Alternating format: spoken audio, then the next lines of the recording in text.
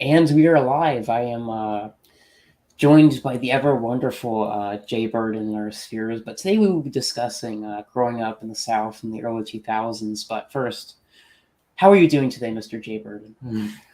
I'm doing really well. Thank you for inviting me on. I'm back after a few week absence, and should have some stuff coming out soon. But I think this is the perfect way to get back in the swing of things. Definitely. And of course, I had to have you on because you are a fellow Zoomer, you know, so that you would just get the culture of the early 2000s well. From Yeah, like, definitely, right. I mean, I think that you and I geographically, but also just like religiously, ethnically, kind of grew up in a very similar atmosphere. So I think this should be some like at least a mildly productive conversation, right? The best you could hope for. that's what we hope for on my channel. But growing up in the early 2000s, something that I look back now on was it was sort of the last gasp of 90s optimism and like the entertainment, the last gasp of actually good entertainment before it just became a propaganda pretty much. When I was growing up, they still had great cartoons on. I mean, they had classics like I'm not sure if you're a cartoon person, but I was like Ed and Eddie, Johnny Test, Dexter's Laboratory, and they had the Clone Wars, which is a very good show, even though I kind of missed that. But No, I agree. Well, to me, it feels like and I think that optimism is a good way to describe it, is that it did seem like, and I noticed this in kind of, I don't know, there were kind of two flavors of it, right? Because I grew up in a very conservative area and a very conservative subculture. So it's slightly different, but I was definitely aware of the I guess kind of like the liberal side as well. And to me, the liberal side seemed very much like we have, and it's very much the same thing that happened with Trump, right? Where it was like George Bush is the devil. And if we can just get rid of George Bush, it will be like, all of our problems will be fixed. We can have healthcare, we can end the wars, we can do everything. And so it was like this big, like, he seemed this like totem of evil. And then there was all this like crazy hope and optimism surrounding Obama. Like, oh, we can fix the problems, we can get rid of all of it. And then it just kind of fizzled, right? Like that crazy like feeling of like, this is the final boss. Like we've stormed the castle, we've killed, Bowser and like the metaphorical political princess is right on the other side of the wall. And so that was the liberal part, which I wasn't as exposed to, but also did get a lot of, right? And then on the conservative side, I don't know if there was as much optimism, but it did very much seem that like to at least some people, especially pre-Obama, because I think Obama really, really changed things for conservatives in America. But it kind of seemed like there was still that like option of just, well, I'm not going to be political. Like you don't have to bring it up at the dinner table. You don't have to talk about it. And there was that kind of like just, I guess, option to kind of default to just not addressing things. Do you agree with that? no, I very much agree with that, and that's pretty much what I grew up with. Although I didn't grow up with a insanely conservative, it was like nominally, mainly due to my Christian background, Protestant background. Also, where I grew up in Central Florida, which, if you know anything about that, mix of a lot of cultures, but it was a lot more conservative in the early 2000s. The we still had the conservative suburbs. George Bush coalition was in full swing, if you can imagine that. But I distinctly remember like politics not even really being discussed before Obama at all, pretty much. Yeah, it kind of came up, but it just wasn't this major thing that defined you at all. You didn't have to talk about it whatsoever. And just the culture was I don't know how to describe it. It was just a lot more relaxed. It wasn't as insane as it is today. Probably because we didn't have gay marriage and pride parades everywhere. Well, We and still had good consumerist entertainment to distract you. one of the things I also think is that the the mainstream liberal hadn't developed like a taste for blood yet, if that makes sense. And so like it was very much, and you still see like artifacts of this. And I can't remember, there was a bunch of like talk and articles, and someone in the comments will know exactly what book I'm referencing. It was basically like, why do poor white people vote for Republicans? They should vote for the people who really care about them, the Democrats, you know, like, oh, we want the things that they want.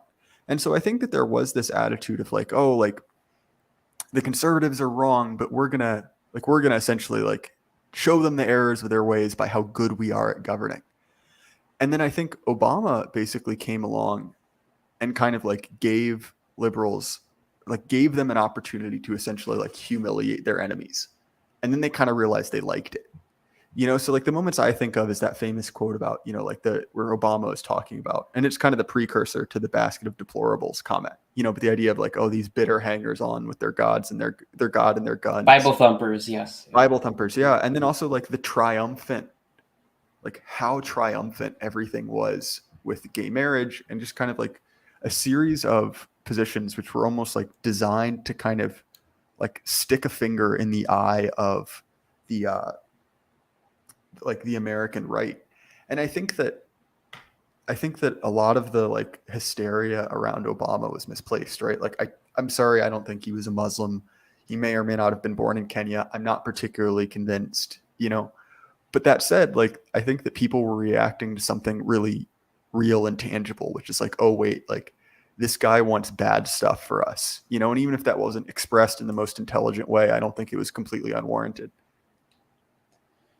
No, I think you also saw this, especially in like 2012. You didn't see this so much in 2008 when he first got in, but the race politics becoming just salient. Like before that, I don't remember that being, of course, I grew up in the fantasy of, colorblind society where we can all get along together, and that was I grew up in the last gasp where that was kind of, still reality. When we were a lot more homogenous country, just in the early 2000s. But I distinctly remember whites, especially being, they started being made fun of. Oh, these low IQ religious folks who live in rural areas who don't know better, who need to be educated. I remember that term a lot being used. Also, we started seeing you need to be guilty for being white. Is when I remember that distinctly coming into the culture. Yeah, I think so. And I think that you've heard people in our spheres kind of talk about like the racial reckoning, right? Where essentially like race politics went from being kind of, and don't get me wrong, they've always been just a thing in America for a long time, right? Like there's no getting around it. It was just less a thing and less under the surface. But I think that for a lot of people, like the last big flare up was Rodney King, and we kind of had a, 15-ish, 20 years of relative peace and quiet, right? And then Ferguson just was like a shock to the system, and I remember, and maybe it's that you're a kid, and obviously like when you're a kid, the first thing your parents think of showing you isn't like, hey, look, here's a race riot, it's not exactly the most child friendly content. But that said, I remember seeing that and seeing that just like the footage of destruction and being like, oh, like something changed. And from that point, like I remember the line that really like stuck in a lot of people's mind is when Obama basically said like, oh, that could have been my son. And I think that was another one where it was like, instead of condemning, like this is bad, this is like inappropriate, it was all kind of couched in this, like, it seemed like they kind of, and obviously like the Democrats have been using racial politics like a stick to beat their opposition for a long time. But to me, that seemed like a moment where it was kind of like the tenor of rhetoric changed, like the temperature increased, if that makes sense. Yeah, especially against heritage Americans, white Americans. It really started to become you're a bad person for being white. And you have your ancestors are evil. I mean, you need to start apologizing. First, it was you need to start apologizing. Then it became reparations. Then it became all white people are evil. Essentially, became mainstream. I distinctly remember that later in Obama's second term. But before that, that wasn't around whatsoever that I can really remember. Well, and Hmm. it's odd because it hit the zeitgeist in a different way at first. Like like there's a in Open Letter to an Open-Minded Progressive, right? Moldbug talks about this, and I don't remember. I wasn't on Facebook at this time. But in the early, like the very early days of Facebook, there was a blog or a Facebook page, right, that essentially existed to kind of mock. It's what would have been like we got on Instagram as like middle class fancy or like people of Applebee's, making fun of those kind of like middle class to lower middle class white people. And like people of Walmart and stuff like that, which admittedly, like some of those people are kind of ripe for ridicule, right? Like I'm not going to be the one saying like, okay, it's okay that they're fat because they are fat and they look like me. That's not my point. But what I'm saying is that the acceptable target, right? Like the regime approved target kind of became like what you said, like heritage Americans. Yeah, and it never went in the other way whatsoever. Whenever a story came around about a black guy, this is just the area where I grew up, about a black guy shooting somebody or a white guy or something. It was always, oh, well, it was just a misunderstanding, or he grew up in a poor household. So you need to have sympathy for him. The rhetoric was always different if the races were convenient for the narrative. No, I definitely agree. And I think that, and you see this now, right? Like if you track, because you can track deaths and find something interesting, right?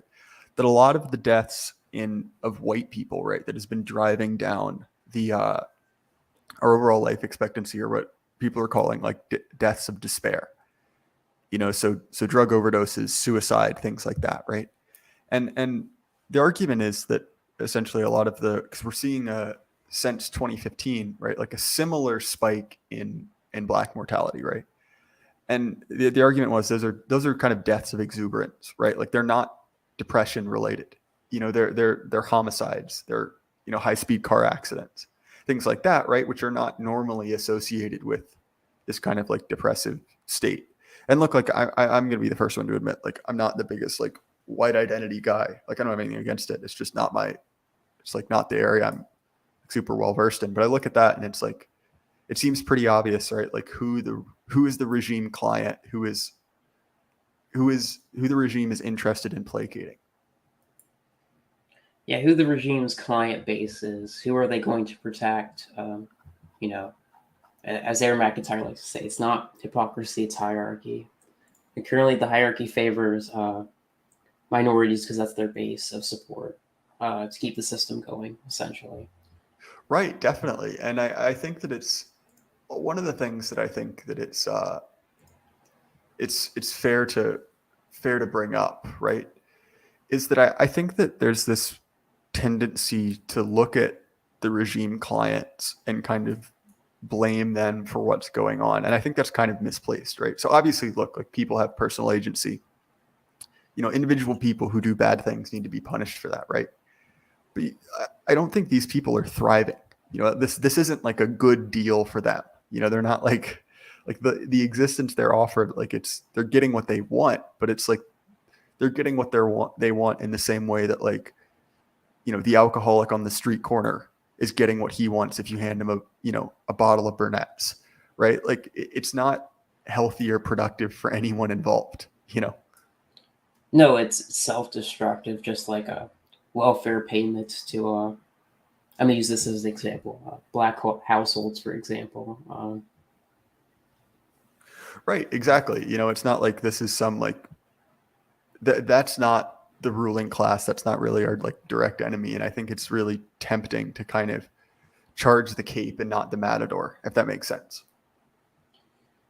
Yeah, essentially, it's something that I noticed in the early 2000s as the years moved on, like past Bush and into Obama, was it just felt like something was different. Like something had disappeared that I didn't quite know what it was, and essentially that was just the last gasp of the '90s culture, the dying, materialist culture left over from the '80s. Optimism, we can do whatever we want, anything is possible.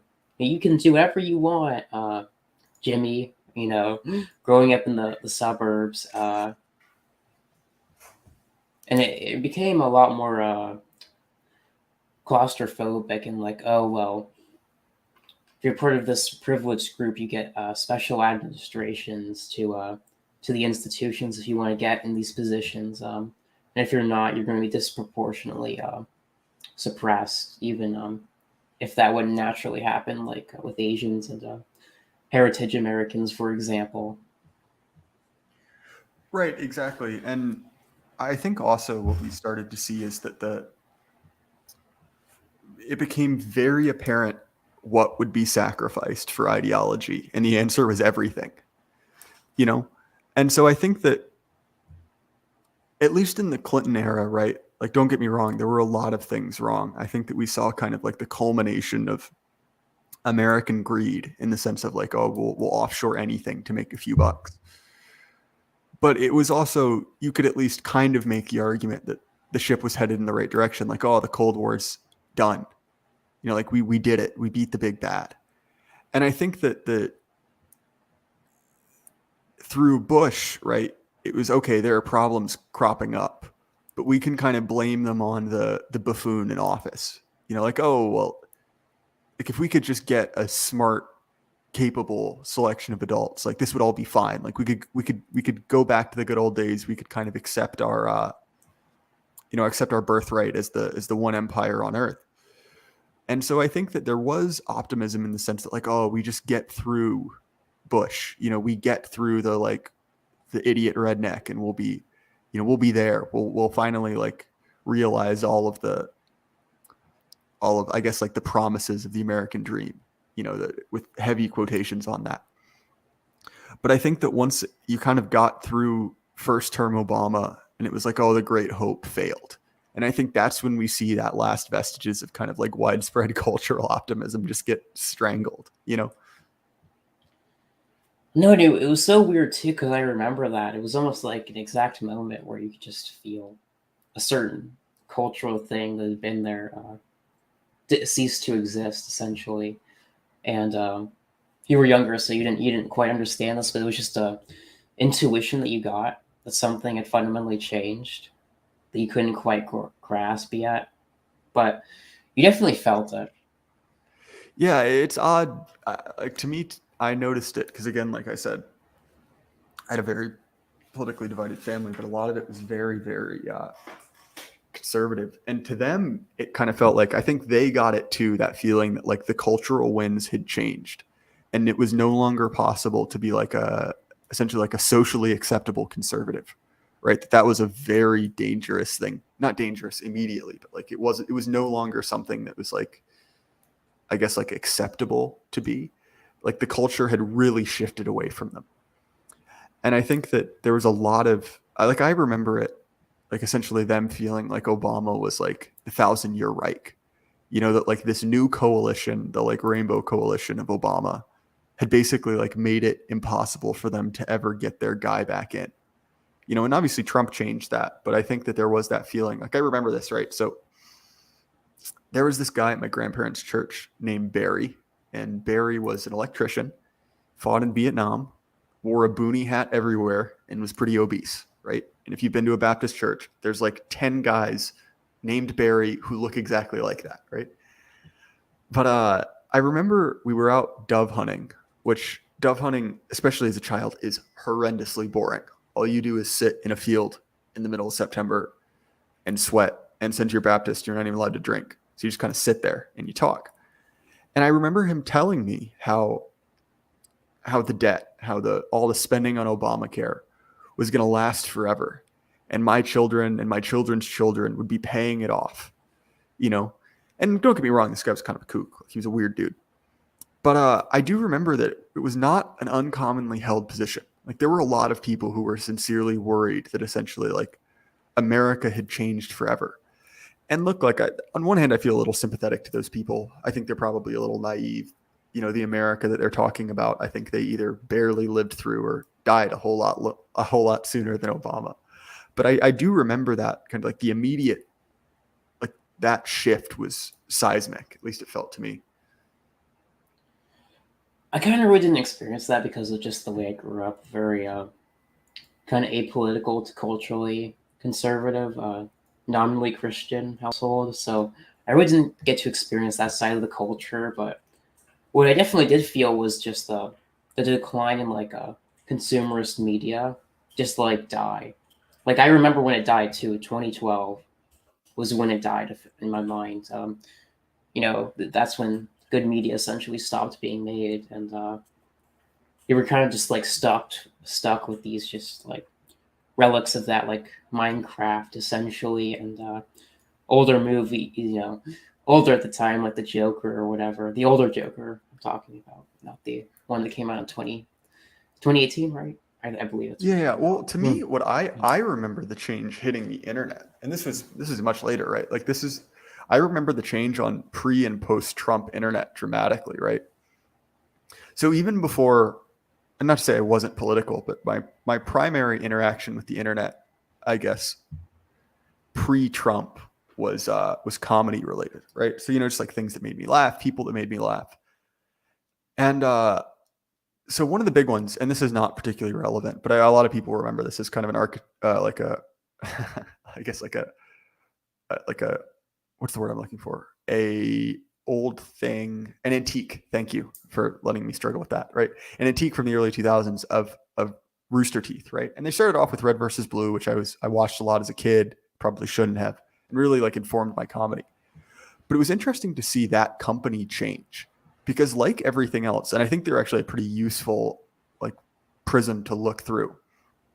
So you could almost feel it because I was into their stuff as a teenager, in middle school and high school, and it was all just like stupid, like very, very like irreverent, very, I guess, like non-serious comedy, right? And then before Trump, or like as the run up to Trump, you started seeing that change, and things would get a little more political. Someone would mention something, and then there started being purges, right? Like people would get fired for being too conservative until now, right? Like not only is the company completely fallen apart, and then like no one of the original people are there, right?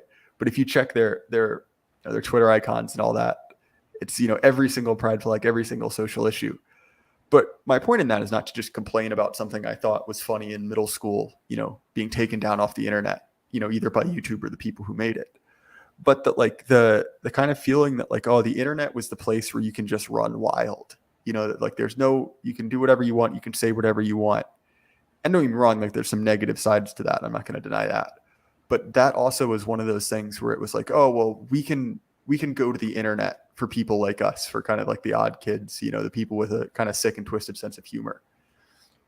And then it was kind of like real life caught up to the internet. Like people also notice people who've been on like 4chan, right? Like people talk about like the election tourists who stayed, and it was kind of like that same thing where first politics hit big entertainment, like you're talking about, like the consumerist TV.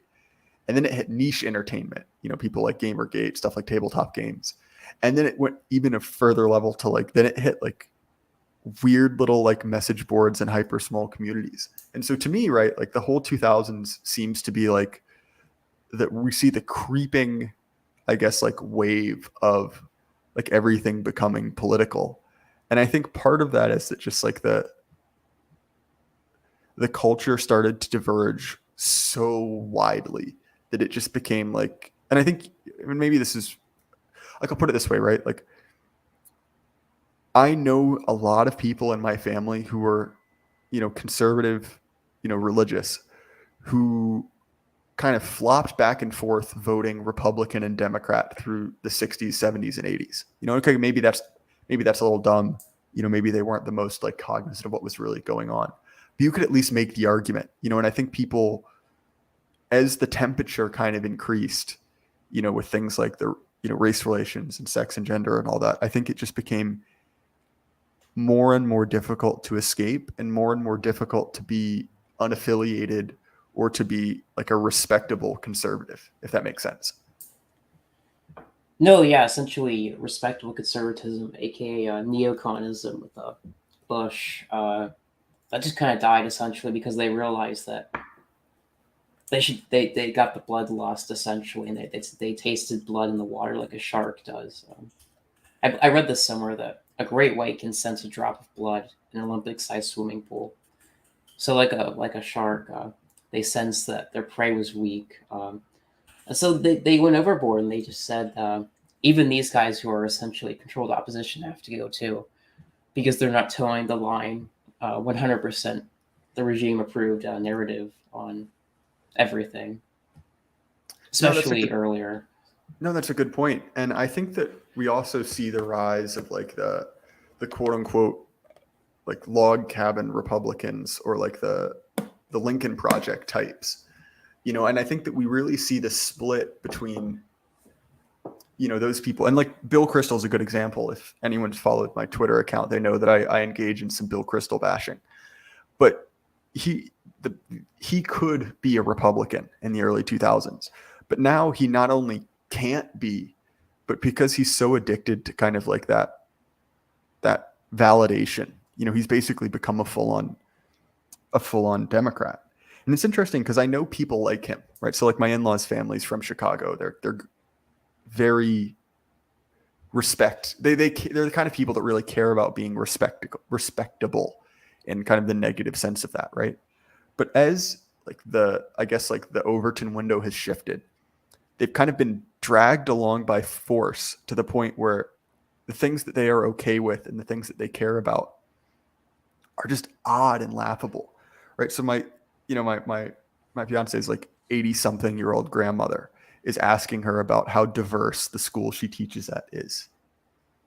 And she's like, why do you care? Like I live, halfway across the country, and it's just so odd that like in the same way that the culture has shifted, it has pulled along people who I think naturally it wouldn't, people who wouldn't normally care about that. And so it really has created like odd coalitions on both sides, I think.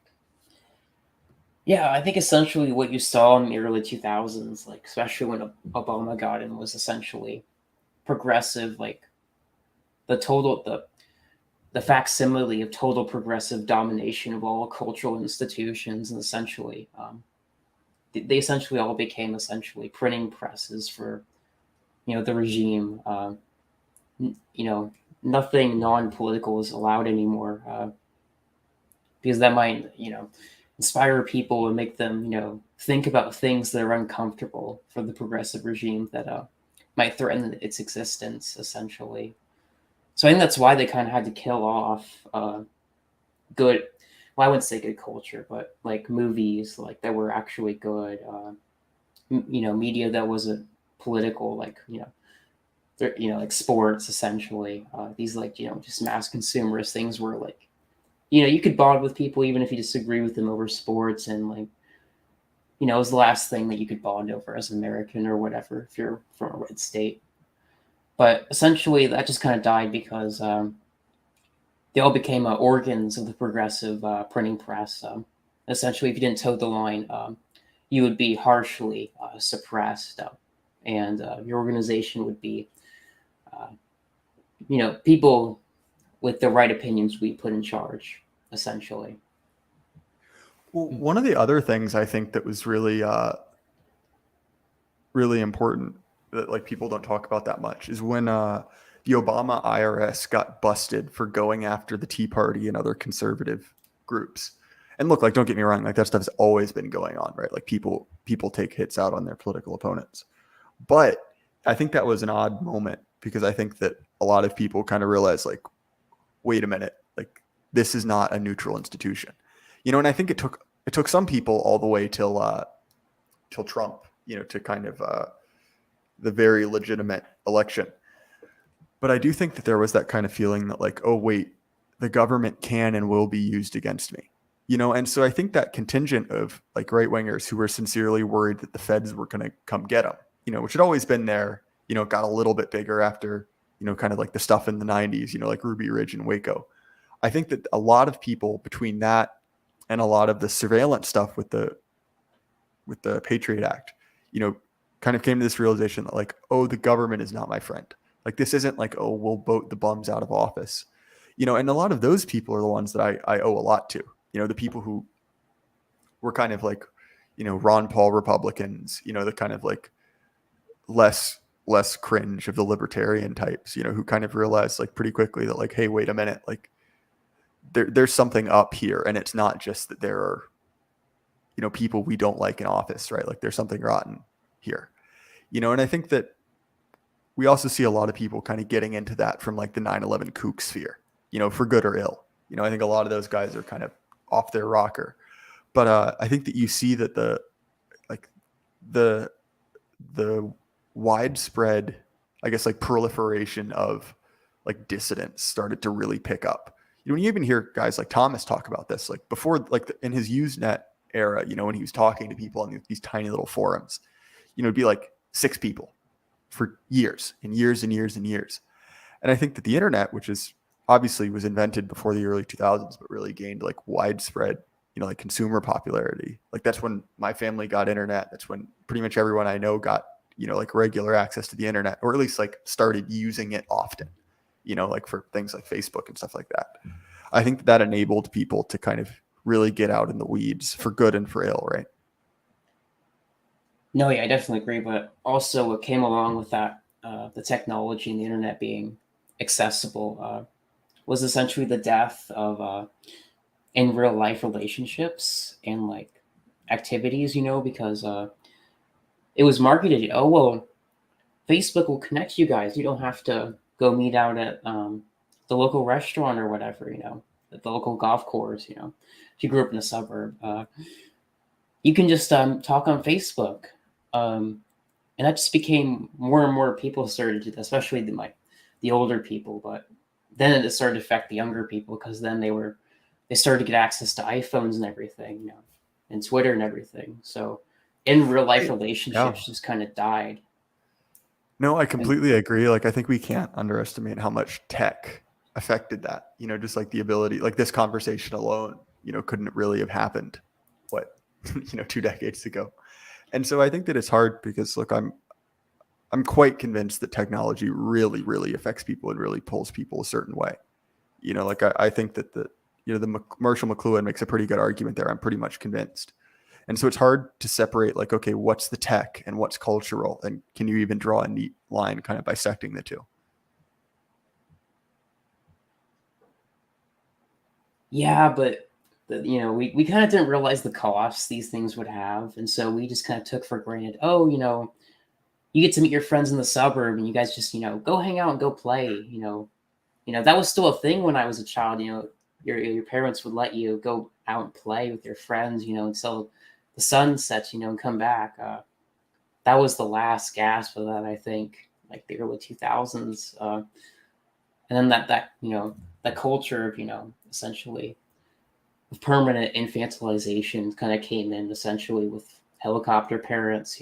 Especially in the suburbs where I grew up, and that kind of was no more anymore. That was looked down upon. You were seen as neglectful or unresponsible as a parent if you let your child, kind of hang out without like supervising them 24/7, essentially.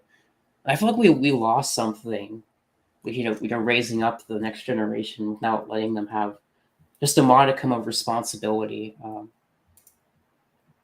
No, that's well said. And I think also, like I noticed it really, like there was a really hardcore anti-bullying push. There was a hardcore like anti-risk push in everything.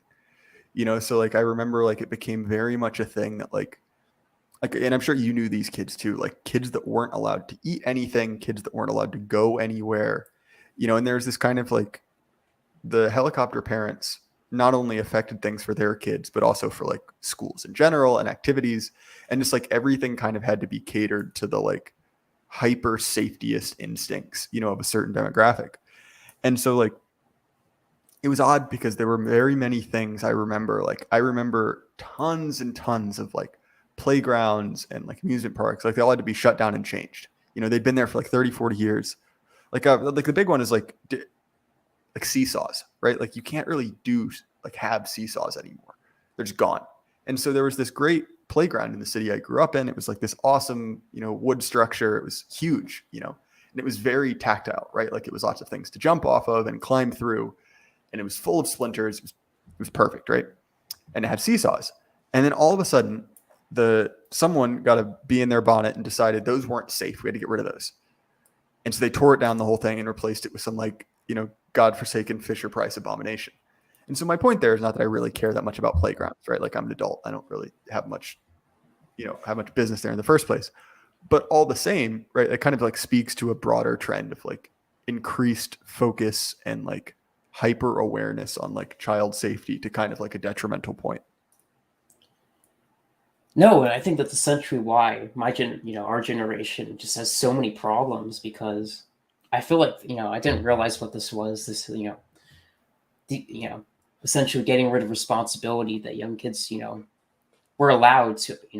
People used to go out and play until the sunrise and come back. Essentially, go hang out with your friends across the block or whatever.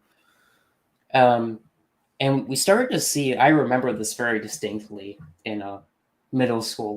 We saw the rise of like mentally ill kids. Like I know they existed, but they were hidden away from society.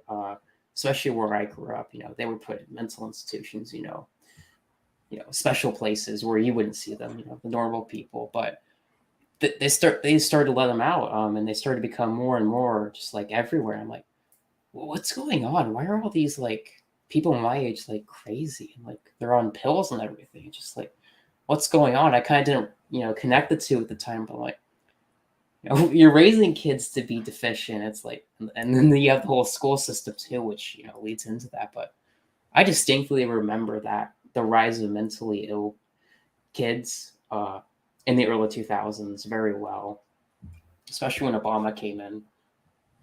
Well, I also remember, this is somewhat connected to that, right? Is the rise of the special diet kid. Like, the kid who was like couldn't eat peanuts, couldn't eat this, couldn't eat that. And that was very much something I remember, because like I don't have any problems with diet, but I remember it was suddenly like, instead of just being a very rare thing, it's like every school had like 2 or 3 kids who couldn't eat peanuts. And peanut allergy was apparently like such a serious thing that they had to be like segregated at their own table. And so there's this bizarre, like, and I even remember it at places, like restaurants and stuff would be like very explicit.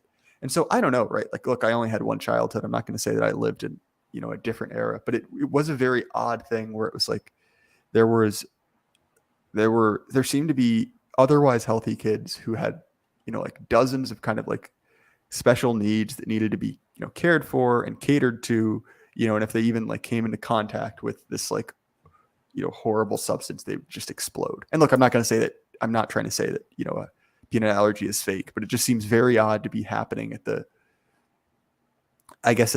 widespread. It seems odd that many people have, life-threatening food allergies. I'll put it that way.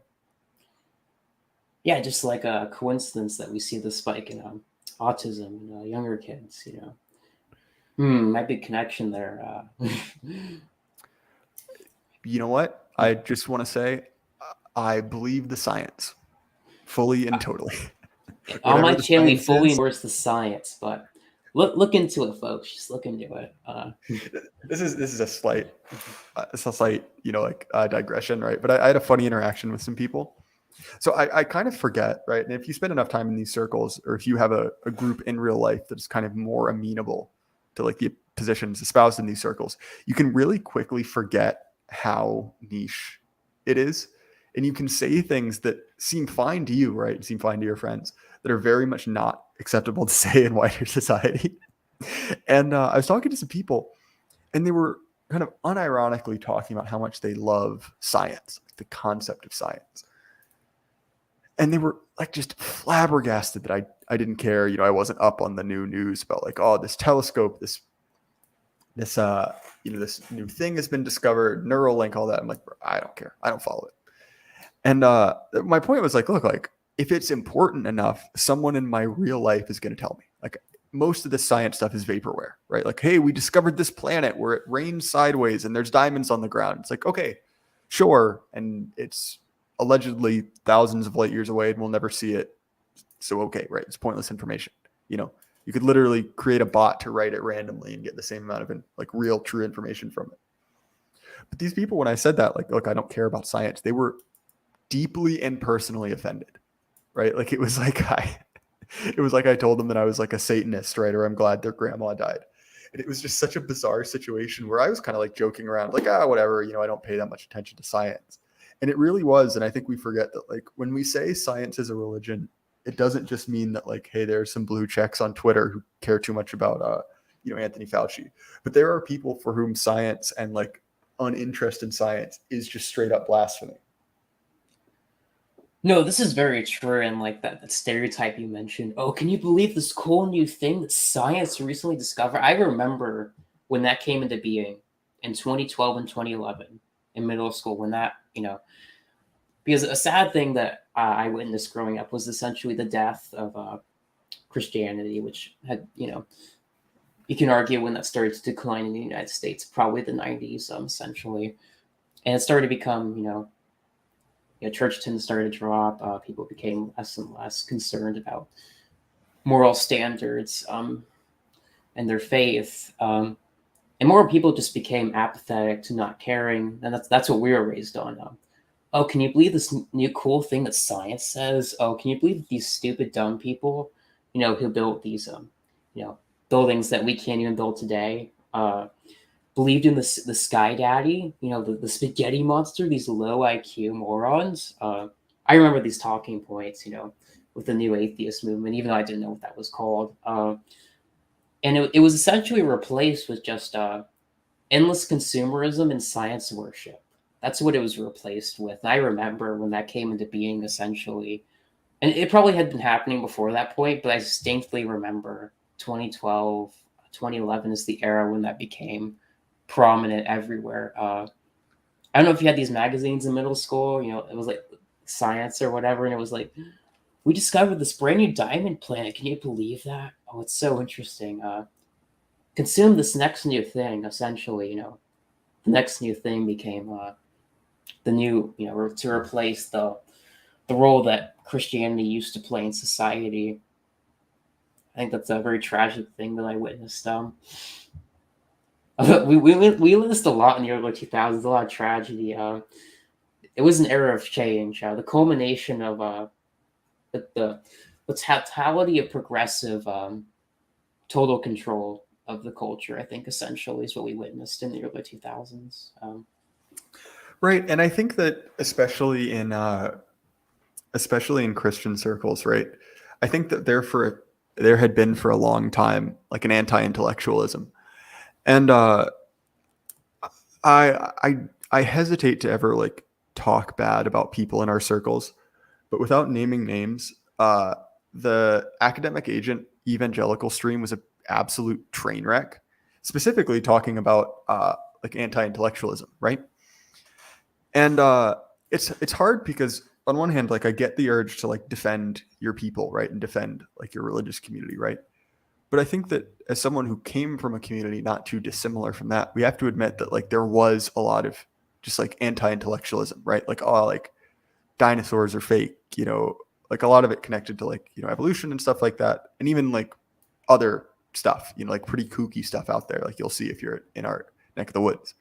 And I think some of that is warranted, right? Because I think you have to remember that like these people, like for the last 100 years, probably more than that, right?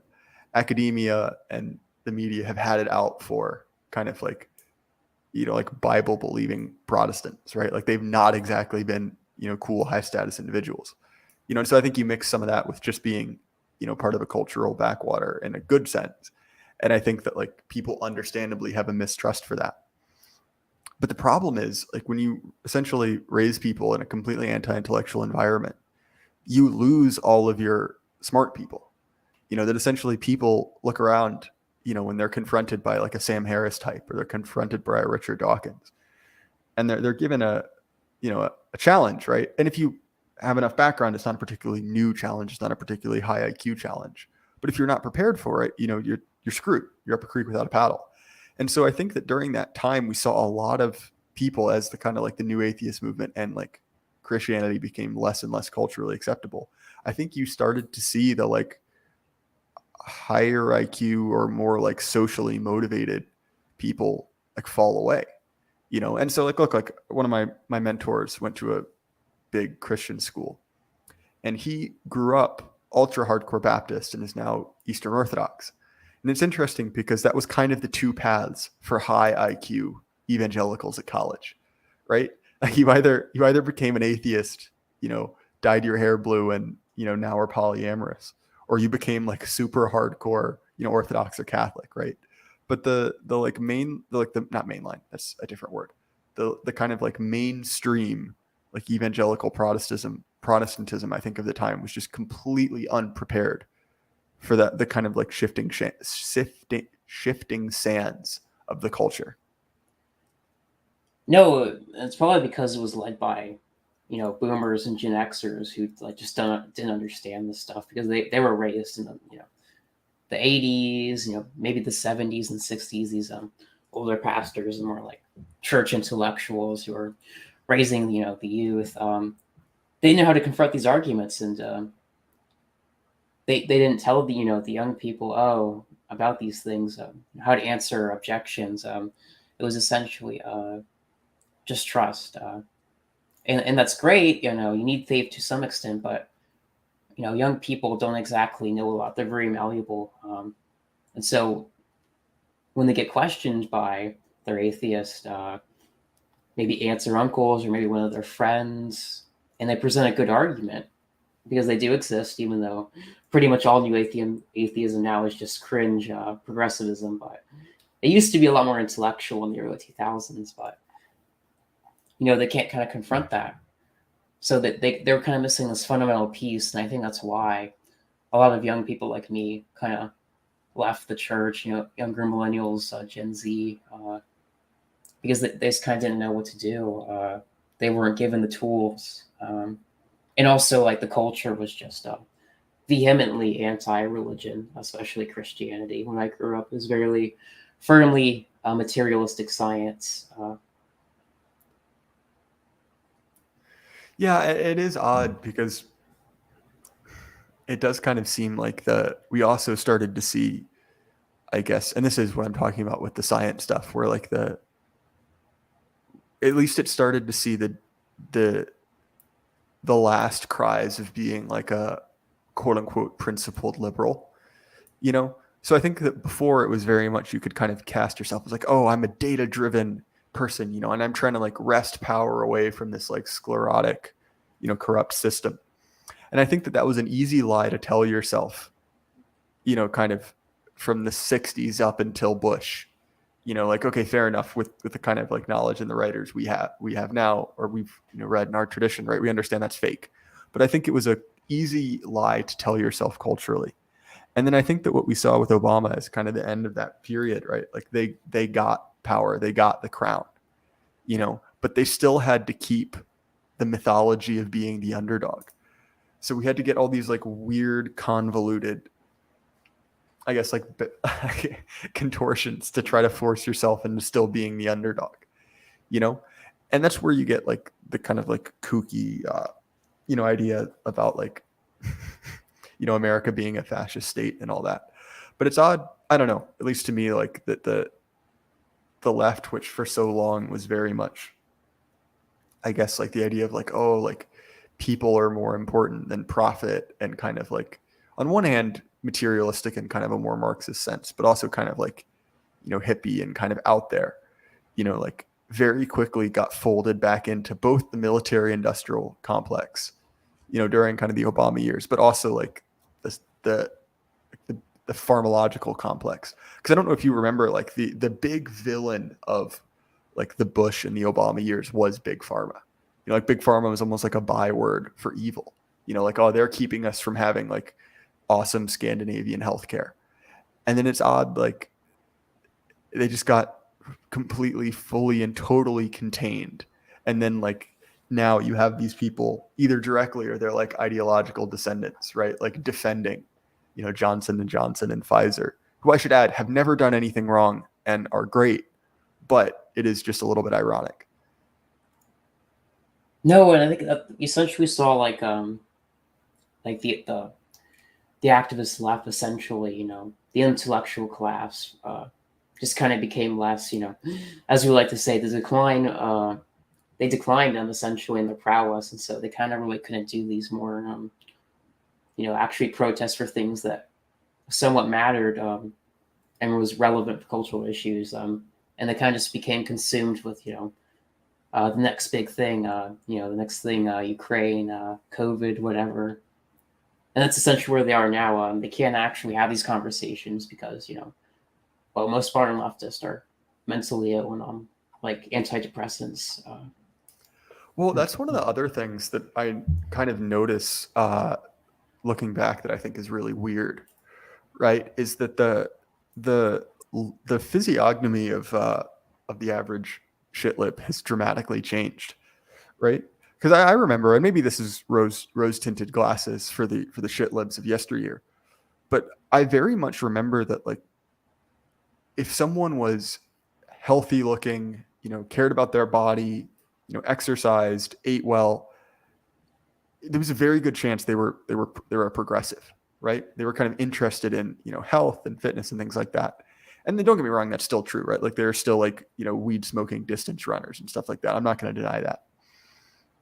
But it's odd that as kind of the millennials took center stage, it very much became this like coalition of Untermensch, like the large and the, I guess, the the deranged, because you even look at the like the Jon Stewart types, like the late night hosts, the comedians of the 2000s, right? Like the charge against like red staters is, oh, they're fat, they're disgusting, they're slobs. And don't get me wrong, they're, one, they had a point, and two, that's still to a certain degree true, right? Like look at the states with the highest obesity. But now that's kind of mirrored across the entire political spectrum, right? Like as fat became an identity, it kind of, the things that we made fun of, our opponents for not long ago are now untouchable. And so it's odd that I think we've seen this like widespread degeneration just across culture. And I don't mean just like physically, but also like you look at places even that are extremely conservative, and those have been just dying a slow death since since the Clinton years. And it's kind of heartbreaking because look, I have a Substack piece kind of coming out about this soon.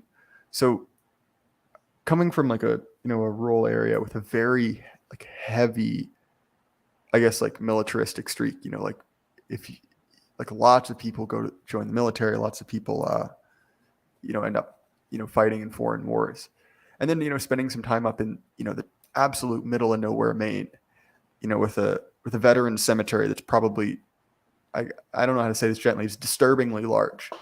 You kind of look around at these people and it's like the last 20 years have been disastrous, right? Not just in the sense that like everyone's doing worse, but also like we kind of sent our best and brightest off to die for what?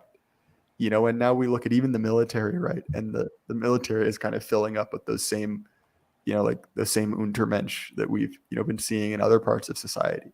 And it does kind of seem that like, even from a slightly more detached, less like explicitly right-wing critique, you kind of look at the last, 20 years and you're like, well, what the hell happened? Yeah, I think especially older people can't really like, conceptualize this because they grew up in an era of like prosperity, like the 90s and 80s, even the 70s, where things were great. You didn't have mass degeneracy, and we were still a nation at that point. I think we can conceptualize this much easier than older people can because we just lived through decline. Essentially, we didn't grow up in an era of prosperity, so we don't cope by holding on to memories of when things were great. In this country, we just kind of embrace the fact that we grew up in an era of decline. At least those of us who have realized the source of our problems, the more higher IQ Zoomers like me and you, I guess. Yeah, we'll see about the high IQ thing. I don't know about that. I haven't got the retard test back, but I'll put it this way: that the lady at the doctor's office did not look hopeful. But anyway, man, I don't know if I have too much more to say on this topic. Do you have anything else you want to add? No, I think that's all I really wanted to say. I think we'll take a look at some of the comments and we'll close it out if that's Oh shoot, I had no idea we were live. I thought this was pre-recorded. I've just been talking. No, we've been live. Oh, hey, Saddam Hussein's here. Sorry, man, I would have been talking to you. I had no idea. I was just speaking into the void. Well, that's okay. Let's look at some of the comments before we head out. Sdom says, sad as it might be, I don't recall any early political memories.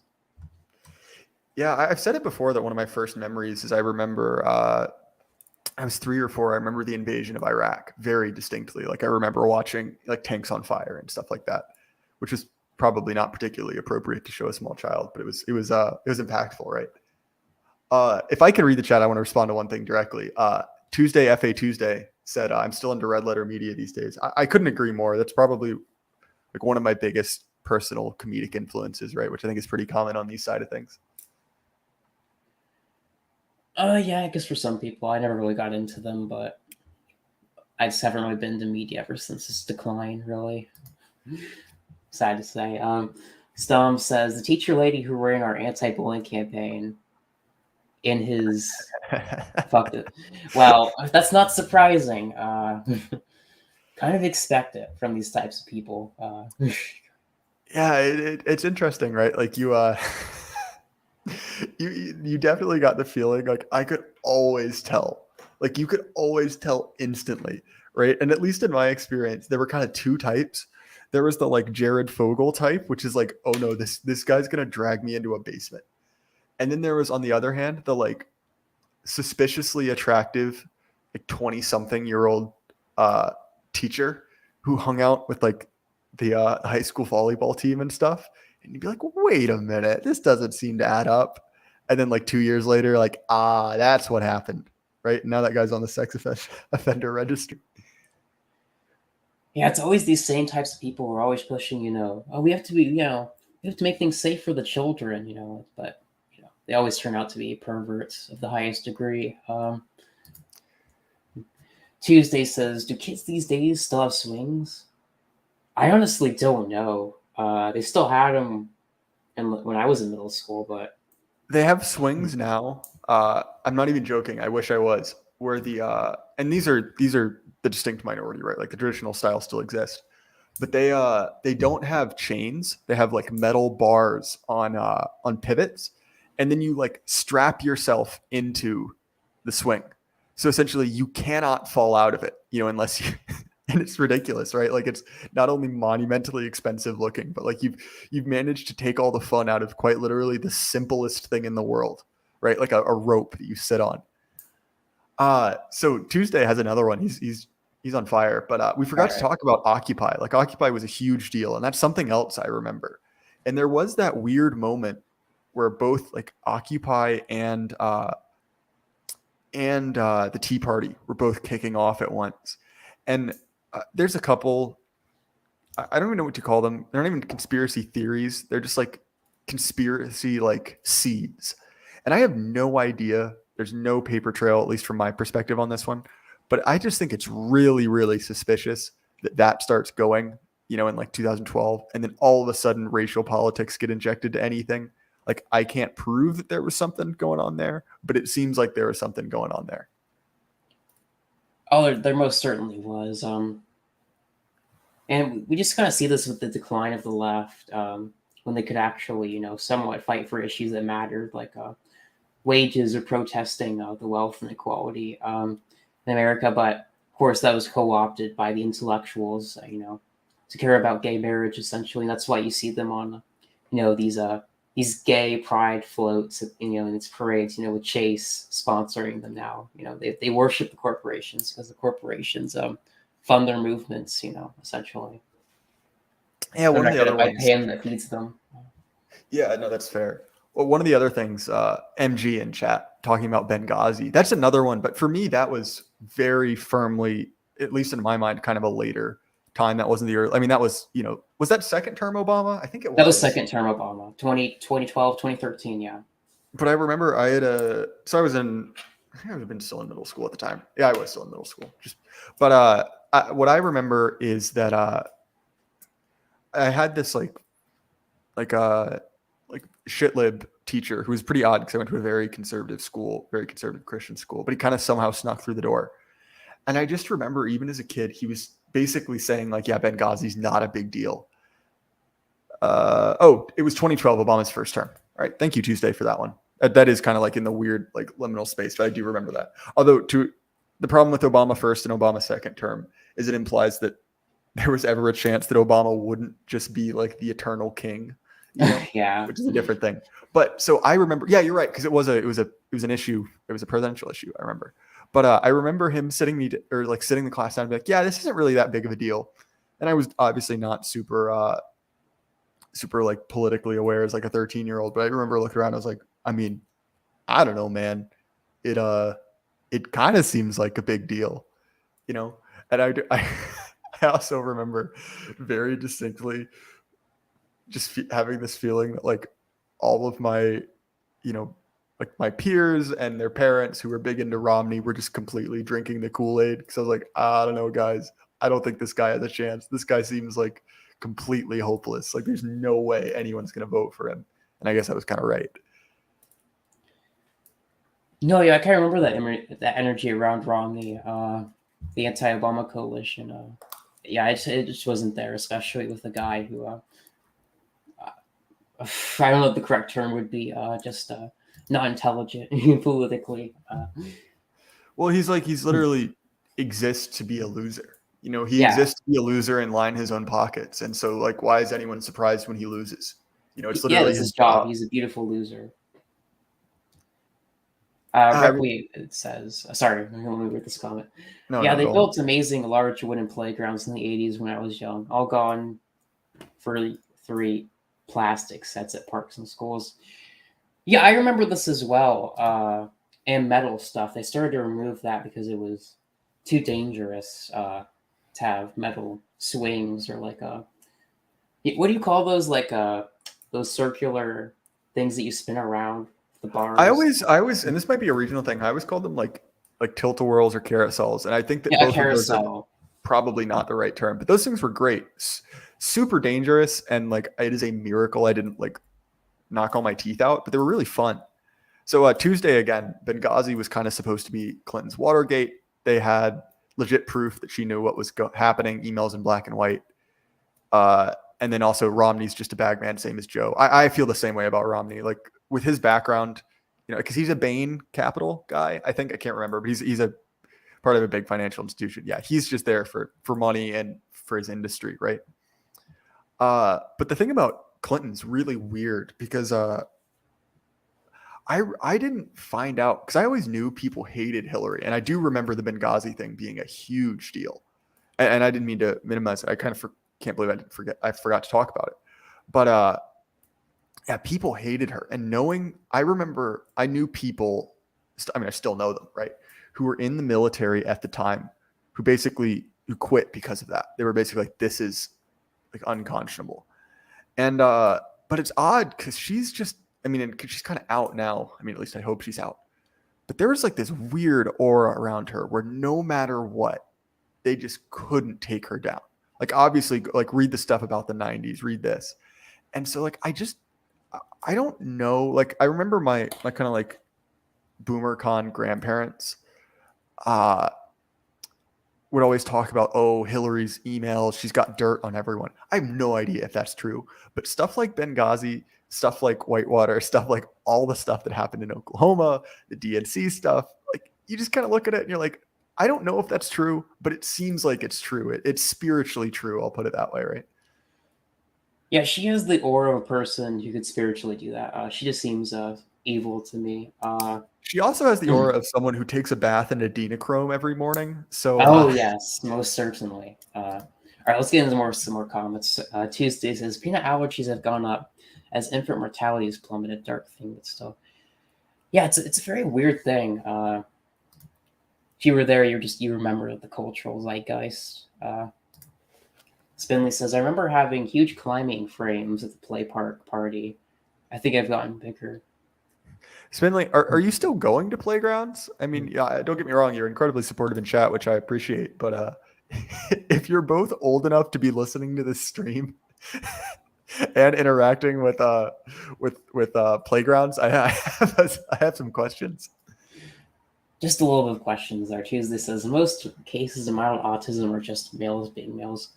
Yeah, I would definitely agree. Just the school system being for women, but there's something there. Can't quite put my finger on it because we're on YouTube. But Tuesday says I am a Catholic and grew up essentially. I really only experienced the growth of the church in my time. Yeah, that's interesting because I kind of, as someone who goes to a more liturgical Protestant church, right? I've also like my church has also seen immense growth, but I think that I guess I maybe I should have been more exact, but it seems like there was a huge brain drain from kind of like the like Jesus camp style of churches, the like very Baptist, yeah, yeah, Southern like Baptist. charismatic low church, like things like that, and those people kind of went far and wide. And so a lot of them did, apostatize. A lot of them went, traditional, at least from my experience, right? Oh, some of them did. It's a huge mix, but it's just very different. So while we're talking about in the chat about about playground games, to tell you how much of an island my church was or my school was, we still played Smear the Queer, and the gym teacher still called it Smear the Queer uh, until we got complaints, and then we just played Smear the Queer, and he didn't tell anyone. Oh, it's based. I wish I had a base coach like that.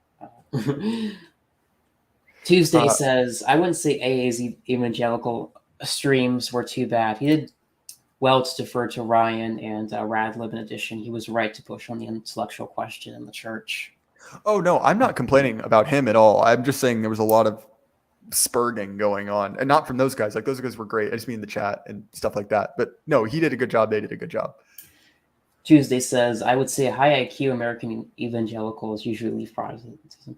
Yes, recently, I would say this is very true, but they still do remain in Protestantism, but just in the more traditional conservative branches, I would say. Tuesday says Protestantism does have a leftward streak, and it pulls left. What do you have to say to this? So it's an argument to a certain extent. I have some sympathy for on the surface. I actually did a full, not to just relentlessly show my own channel, but I did a stream on Thomas. I did a stream with Thomas about this topic. It's my first one with him, and I think he does a pretty good job answering it. I mean, I think that that's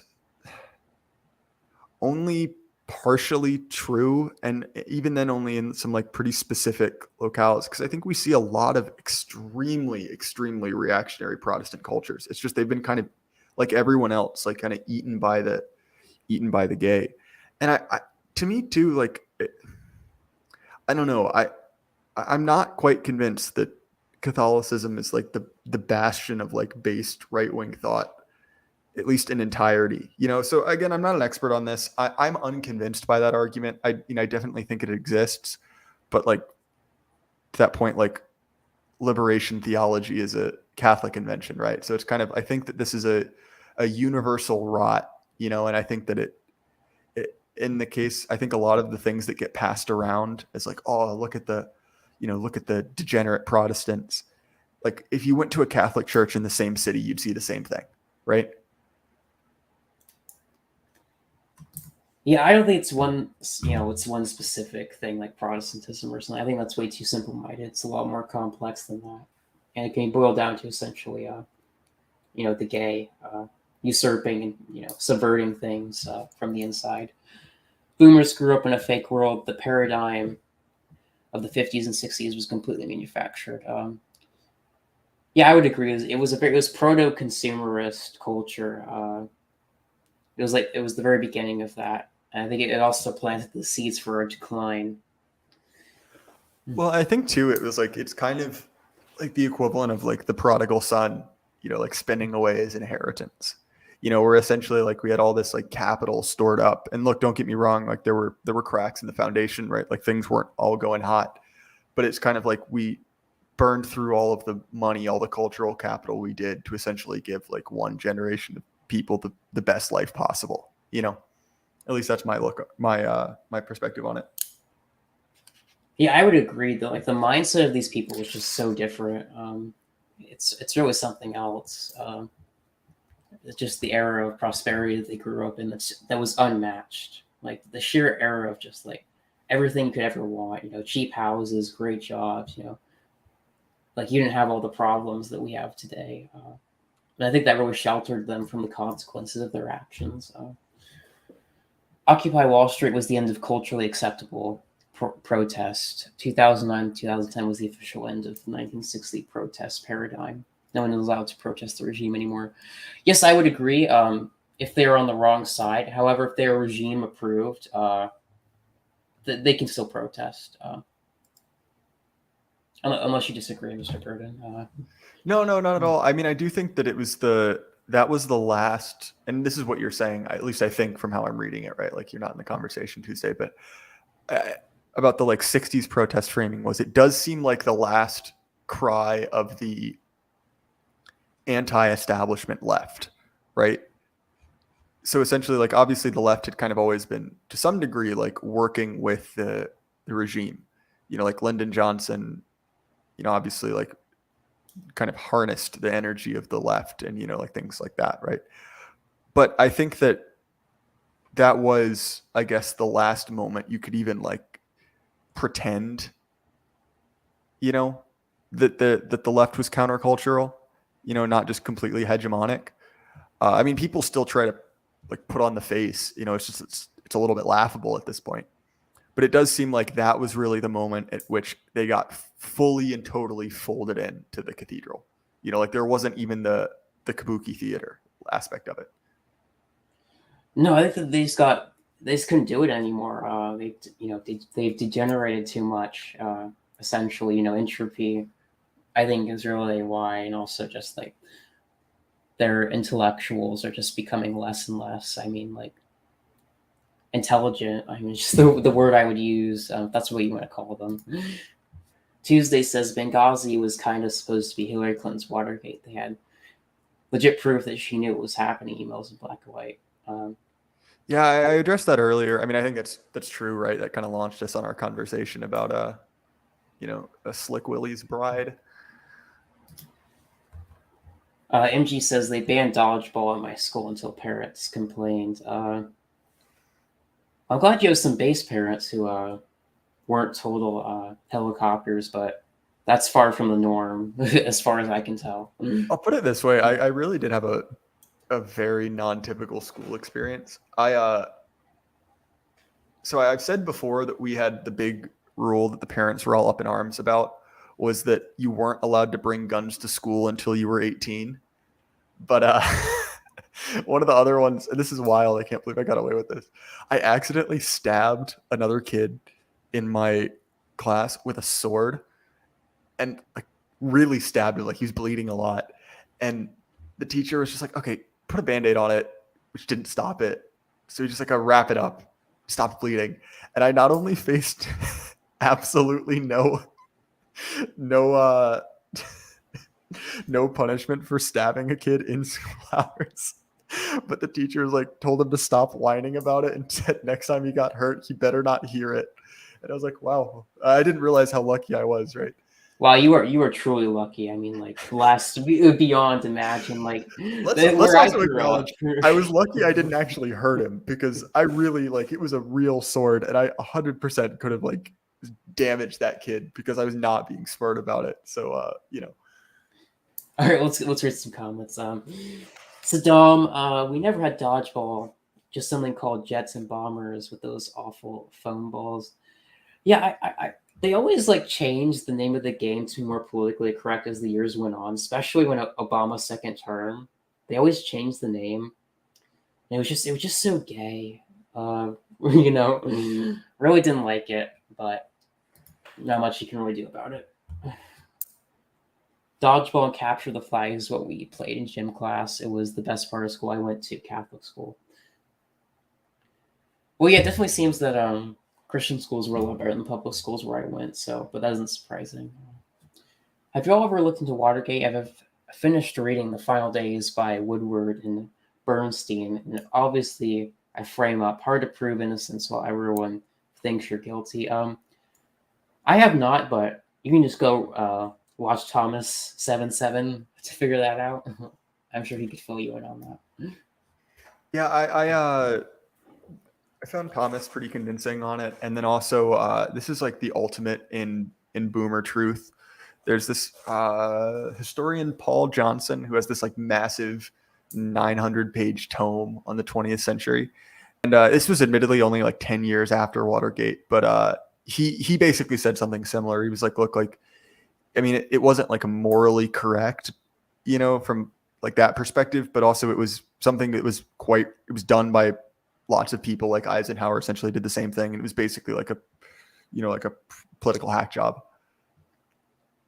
Yeah, especially because the establishment had issues with Nixon, but that's a topic for another time. Stomp says, you had smeared the queer too? I know, like the base gym coach that J.Burden had. I would love to meet this guy, honestly. It's funny. Gym I'm coach. actually, I'm again, because a small community, like I don't see him that much, but one of my good friends is married to his daughter. So I kind of see him, around fairly often. Yeah, that's one of the benefits of growing up in a smaller conservative community instead of the deracinated suburbs where I grew up. We didn't play Smear the Queer. It's kind of unfortunate. Tuesday says, I also don't think Pope Francis is a flaming liberal exactly. Most of his real statements are based before they get to the Anglophone media, as he really doesn't really speak English. Well, I really don't have much to add to that. But I imagine sometimes that is the case. Paul W. Hall says, the world Orthodox even has a little bit of that rot with the Greek Church. Saw recently that the bishop of the Greek Church in America accepted a homosexual couple and baptized their children. Yeah, and this is the problem I have when people say only Catholic, only Orthodox is the way to save. It's like there's subversion in all of our churches, and our main focus should be on attacking the subversion where we can. It isn't really in attacking each other. That's counterproductive. Yeah, to me, and like I've been hanging out with some of my friends who are ortho bros, and they're great guys, right? But they were even saying like a lot of the reason that the Orthodox Church has kind of avoided subversion is just they've been relatively obscure. They weren't kind of at the top of the hit list. I think we're seeing a little bit of that with like the NPR article and stuff like that. But I think that we will kind of see the pressure and I guess like the inroads kind of like ramp up with that group of guys. Yeah, as the GAE closes in on a perceived threat, it will infiltrate and subvert just like it did to all of the other churches. It was a private Christian school in the South. Okay, that's why it was based.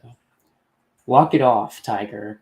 That's a pretty base teacher, if you ask me. If that happened in my school, the police probably would have shown up, and you would have probably been arrested. But I grew up in a pretty ghetto middle school. It was very trash. Bernstein? We don't need to bring that one up. Saddam says, Woodward, and I'm not gonna say that means a lot on iFunny. Okay, I keep hearing that iFunny is the place to be, but I just have Telegram to feed me like a nonstop supply of memes that would get me fired. I'm trying to stay off social media because it's better for your mental health, honestly. That's fair. I think, I mean, you directly, AP, but also a lot of the other guys will know. I have also been off social media a lot, which is why I haven't been responding to anyone. That's kind of based. One of my teachers brought up demographics. Oh, well, that's very rare. You're blessed to have that. Okay, last comment for you in the stream. Tuesday says the Orthodox Church was trapped behind the Iron Curtain for the 20th century. They're running a train on Orthodoxy now. They've gotten better at subversion. Well, I really can't comment on that because I really don't know the history of that. I mean, I hope it's wrong. I mean, like, don't get me wrong. Wow, how's that for redundancy? Like, if that's the special sauce, like if they've got it, they've got the the tonic against the the Wolgoids, then fair enough, right? Like, I'm not necessarily convinced, but you know what? Like, more power to them. Yeah, any power to any denomination resisting the pause. But with that being said, I hope you guys enjoyed this live stream.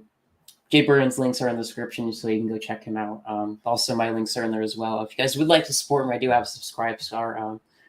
All your support is appreciated, but just subscribing is enough if you guys want to do that. So I hope you guys enjoy this live stream and have an excellent afternoon.